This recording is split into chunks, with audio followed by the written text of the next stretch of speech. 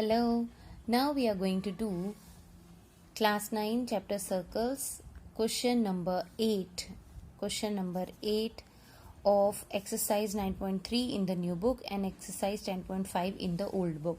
The question says that if two non-parallel sides of a trapezium, we know that in a trapezium two sides are parallel and two sides are non-parallel.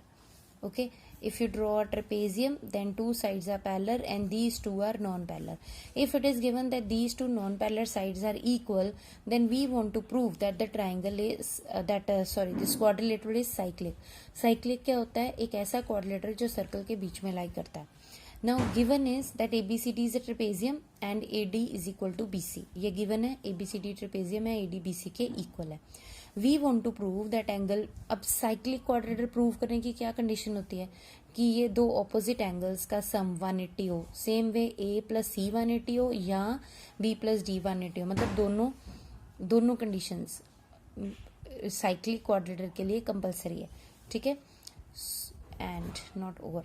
Now construction, we will do a construction that DE is perpendicular on AB and same way CF is perpendicular on AB.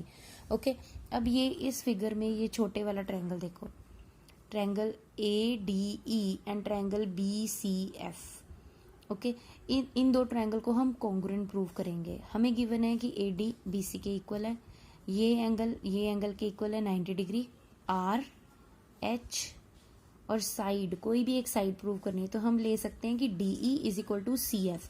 और reason होगा that distance between parallel sides remain same. Okay, हमने ये दो triangle लिया, 90 degree का angle लिया, ये वाली हाइपोटेन्यूज इक्वल कर दी और राइट, और हाइपोटेन्यूज के बाद DE को CF के इक्वल कर दिया. रीजन है दो पैरेलल साइड के बीच अगर हम कोई डिस्टेंस लेते हैं वो सेम होता है. ये पैरेलल साइड्स की कंडीशन है, पैरेलल लाइंस की कंडीशन है that the distance between them remain same. तो DE CF के इक्वल है. इस मेथड से हमारे पास शो हो गया RHS रूल से कि दोनों ट्रायंगल कॉन्ग्रुएंट है. अगर वो कॉन्ग्रुएंट है तो ये वाला एंगल इस एंगल के इक्वल होगा और ये वाला एंगल इस एंगल के इक्वल होगा. हमने ये दोनों को कॉन्ग्रुएंट किया तो हमने ले लिया angle A is equal to angle B by CPCT. Also angle ADE is equal to BCF by CPCT. ठीक है, अब हमें पूरा अल्टीमेटली पूरा ये वाला एंगल चाहिए. तो हम क्या करते हैं, हम यहाँ पे ये जो एंगल है CDE, ये वाला एंगल और इस साइड में ये वाला एंगल ऐड कर देते हैं. ठीक है, क्यों? क्योंकि फिर पूरा एंगल CD चाहिए ना मुझे, तो और ये तो इक्वल है ही है, राइट. तो हमने क्या किया, CDE इस साइड में CDE ऐड कर दिया, इस साइड में DCF ऐड कर दिया, क्योंकि वो दोनों तो इक्वल थे ना, देवर 90 डिग्री. रिमेंबर, ये 90 है तो ये भी 90 था, तो इक्वल है. हम दोनों साइड में इक्वल ऐड कर सकते हैं ना. When equals are added to equals the wholes are equal. Euclid. Okay, so angle इससे हमारे पास क्या आ गया, ADE और CDE, तो ये पूरा एंगल D और इधर से BCF FCD, मतलब ये पूरा angle C. That means angle C is equal to angle D हो गया, right. Angle C is equal to angle D हो गया. इसको नंबर 2 ले लो. अब हमने angle A is equal to B CPCT से किया था, C is equal to D हमने निकाल लिया है, राइट. अब ये पूरा क्वाड्रिलेटरल ले लो. अब देखो हमें शो क्या करना था, B प्लस D या A प्लस C 180 है. 180 कोई नंबर शो करना है ना, तो नंबरों के लिए तो एक ही फॉर्मूला है क्वाड्रिलेटर में, that sum of 4 angles of a quadrilateral is 360.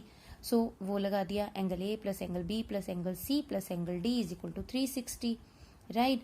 और इन दोनों से हमने निकाला है कि A तो B के इक्वल है, ये एंगल इसके इक्वल है, ये एंगल इसके इक्वल है. तो मैंने B की जगह A पुट कर दिया, D की जगह C पुट कर दिया. तो अब आ गया twice angle A plus twice angle C is equal to 360. 2 आ गया common, angle A plus angle C is 360, तो angle A plus angle C is 180. And similarly by taking, अब पहले मैंने B की जगह A लिया था, अब अगर मैं A की जगह B ले लूंगी और C की जगह D ले लूंगी तो मेरे पास आ जाएगा similarly angle B plus angle D is equal to 180. और अगर ये दोनों कंडीशन सेटिस्फाई होती हैं तो इसका मतलब है कि वो जो क्वाड्रिलेटरल हम बात कर रहे हैं वो एक साइक्लिक क्वाड्रिलेटर है. Once again I repeat, cyclic quadrilateral वो क्वाड्रिलेटरल होता है जो सर्कल के अंदर बना होता है. Okay, I hope you understood the question. Bye.